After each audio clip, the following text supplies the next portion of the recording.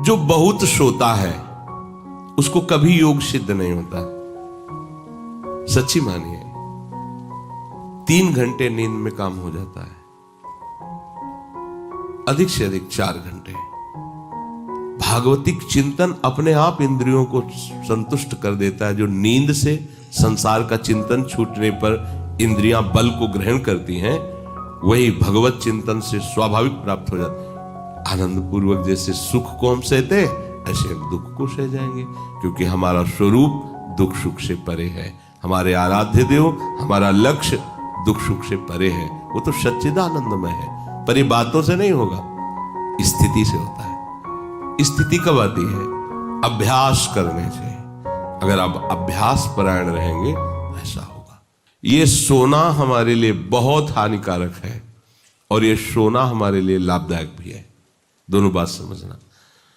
जिसका स्वभाव बन जाता है कि जहां बैठे वहीं सो गए, जहां बैठे, ऐसा हमने देखा है। बैठे 2-4 मिनट जहां एकाग्र, घोंटा बजने लगे।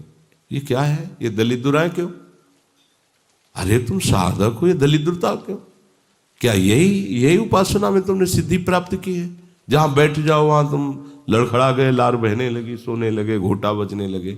ये दलिद्रता है, ये तमोगुणी है। ऐसा नहीं। एक बार नींद को समय दिया है, 3 घंटे 4 घंटे, आ जाए तो आ जाने, उसको निमंत्रण नहीं देना, राधा राधा राधा, और जग कर फिर वैसे ही अपनी दिनचर्या। कोई भी फर्क नहीं पड़ना। आप अभ्यास कीजिए, कोई फर्क नहीं पड़ेगा। कई दिन बराबर जगने पर भी आपकी दिनचर्या पे कोई फर्क नहीं पड़ेगा। जो अपना स्वभाव बिगाड़ रहे हैं वो अपना नाश कर रहे हैं। अधिक पड़े हैं, सो रहे हैं, ये ठीक बात नहीं है।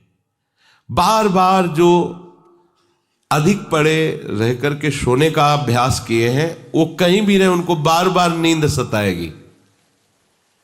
पड़े रहने में जिनको सुखानुभूति हो रही, सोने में जिनको सुखानुभूति हो रही, वो भजन क्या करेंगे? जो ज्यादा नींद लेते हैं उनकी गाढ़ नींद कभी नहीं होती है। मतलब अब सो चुके, थक गए, ऐसा नहीं आएगा। उनको बहुत प्रकार से विघ्न पड़ने लगते हैं, स्वप्न आदि आने लगते हैं, नींद का स्वरूप लंबा हो जाता है, 10 घंटे 12 घंटे। हमको एक ने बताया था कि हम केवल भोजन के लिए उठते हैं और अपने कमरे में ही पड़े रहते हैं, 18 घंटे वो सोते हैं। वह क्या जीवन आपका है? ये जीवन है? सोना बहुत हानिकारक है। अरे हम परमार्थ के पति के, जितनी बार नाम जप कर लिए वो हमारे बैंक में जमा हो गया। सो के क्या बर्बाद करना है? 3 घंटे 4 घंटे, इसके 5-6 घंटे वो उनके लिए है जो बहुत श्रम परायण है, परिश्रम करते हैं शरीर से, साधक के लिए नहीं। 3 घंटे पर्याप्त है। आप अभ्यास करके तो देखिए, 3 घंटे में आपको बिल्कुल 24 घंटे के लिए तृप्ति मिल जाएगी। हाँ बिल्कुल ठीक है, अभ्यास कर लीजिए। दिन में लेटे रहने पर भी 1 मिनट नींद नहीं। अभ्यास कीजिए। अभ्यास अमृत है और अभ्यास ही मृत्यु है। आपने जैसा अभ्यास कर लिया, अमृत का अभ्यास किया तो अमृत है, और मृत्यु का अभ्यास किया तो मृत्यु है। भोगों का अभ्यास करना, सोने का अभ्यास करना, प्रपंच में अधिक रुचि रखना, ये सब मृत्यु है। नामामृत, लीलामृत, रूपामृत, धामामृत, इसका अभ्यास करो, अमृत है ये। शरीर उसका बहुत सोने पर भी आलस्य से भरा रहेगा। आलस्य के कारण वो भजन में जे ही बैठेगा 2-4 मिनट में ही माला छूट जाएगा और नींद आ जाएगी। ऐसा दर्शन होता है। वो बहुत कोशिश करते हैं, बस ऐसे हो जाते हैं। ये कैसे हो गया? तुम्हारा क्या अभ्यास है? ऐसे कैसे कोई हम पे ऐसे कैसे हावी हो सकता है? कोई हमारे ऊपर ऐसा कैसे शासन कर सकता है? चाहे नींद हो या काम हो या क्रोध हो, आप क्या हो आप समझो।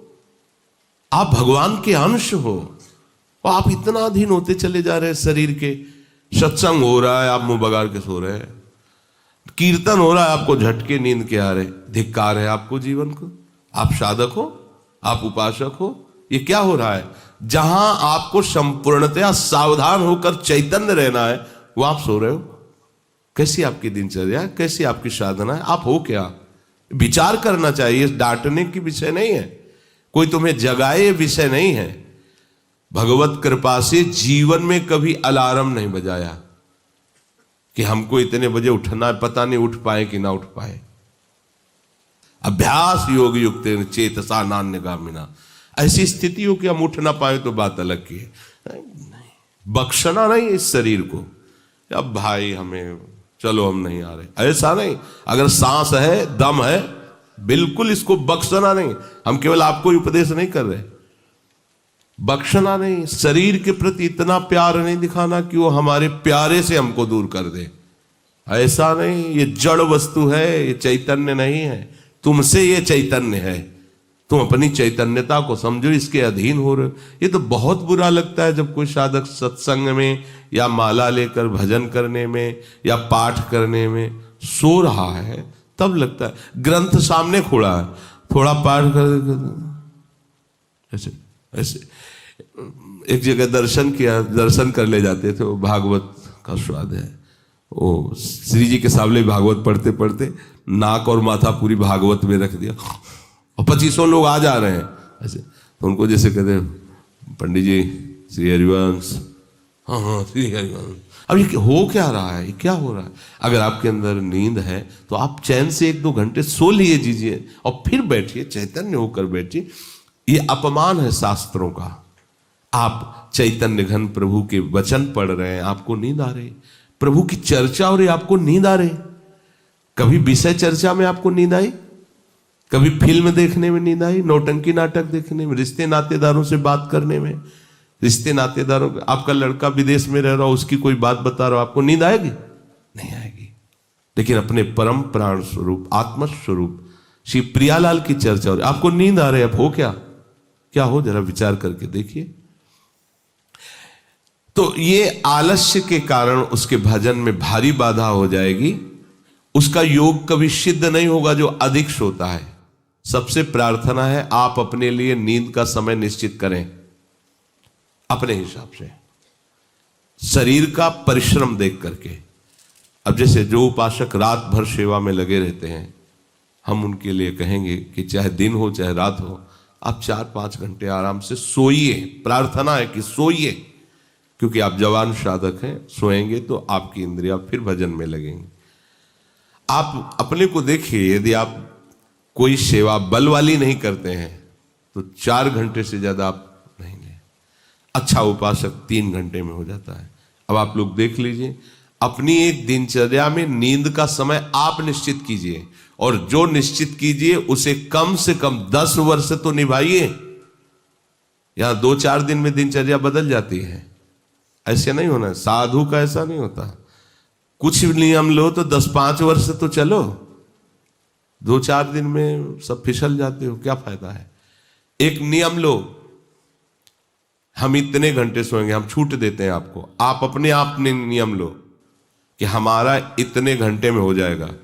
उस घंटे को आप लिख लो अपने सामने कि मुझे इतने घंटे केवल सोने के लिए सत्संग में अनुमति है, क्योंकि हमने वहां इतना नियम लिया था। आप ले, बताने की जरूरत नहीं। आपके द्वारा लिया हुआ नियम फिर आपसे कभी नहीं टूटना चाहिए। स्वीकार करो आप अंदर से कि आप इतना सोएंगे, पर लिमिट हम बता देते हैं। शरीर अधिक श्रमित जो सेवा में होता है 5 घंटे, गृहस्थी है तो 6 घंटे, साधक है 4 घंटे। भजनानंदी को कहना ही नहीं पड़ेगा, 3 घंटे में हो जाता है। इसी के अंतर्गत आप चयन कर लीजिए।